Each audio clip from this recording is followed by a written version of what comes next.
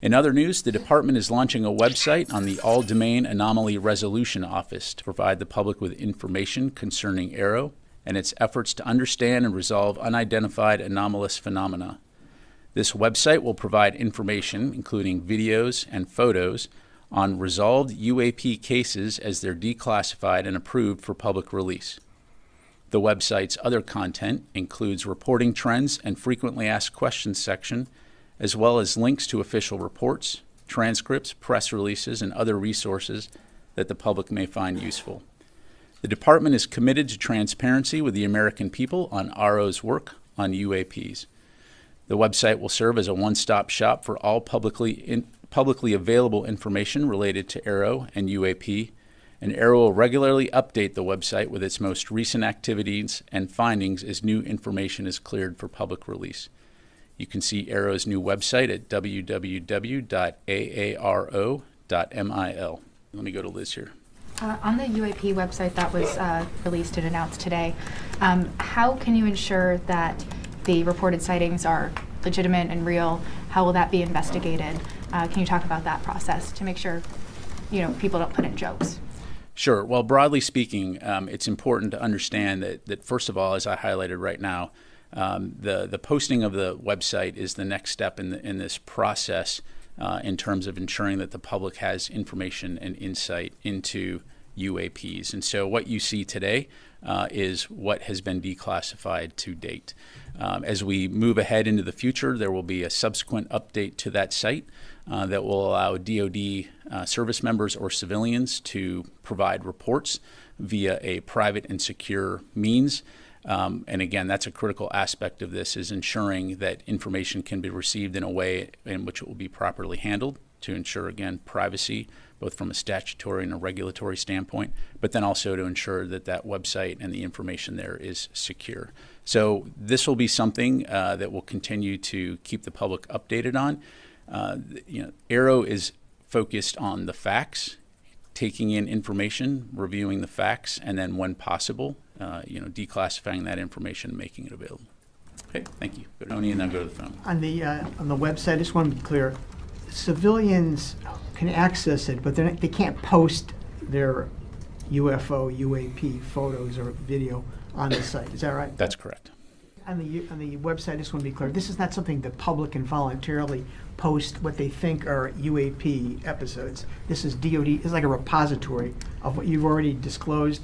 So there are all right, a couple of phases here. So what you have today is information from AARO that has been declassified as it relates to looking into UAP reportings.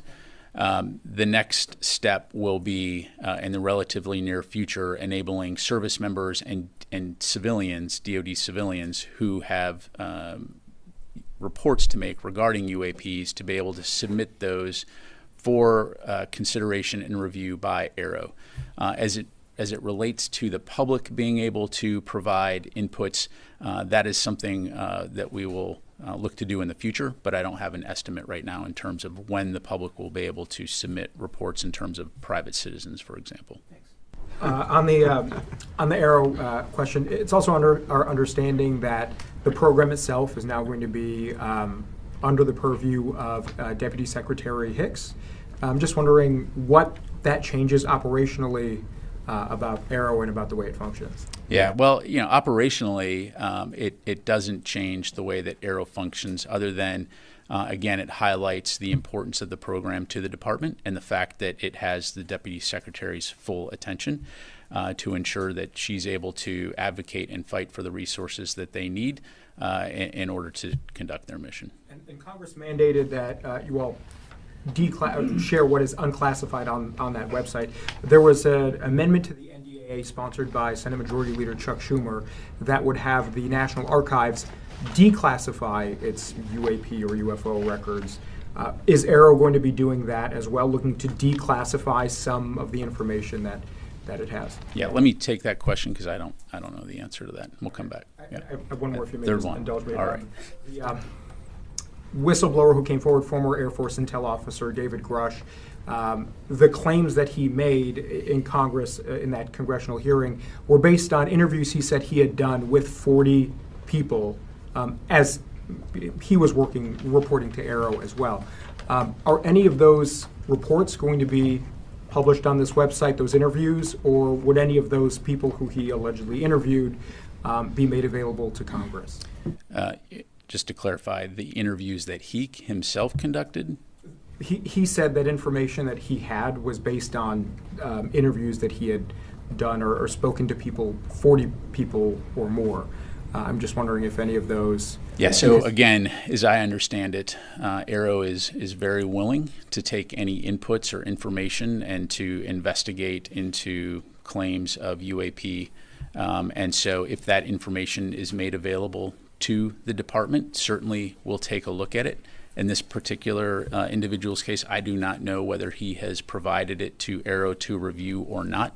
But again, broadly speaking, this office, for obvious reasons, is going to take this mission seriously. They are taking it seriously, and so would be willing to look at anything that's provided. So thank you very much. All right, back to the room. We're going to go to Brandy, and then we'll come over here. Yes. Thank you, Pat. Hey, back to AARO, 2 more questions. Is Dr. Kirkpatrick and his team set to deliver their next mandated report to appropriate congressional committees with updates on their ongoing cases of UAP investigations, and if so, when?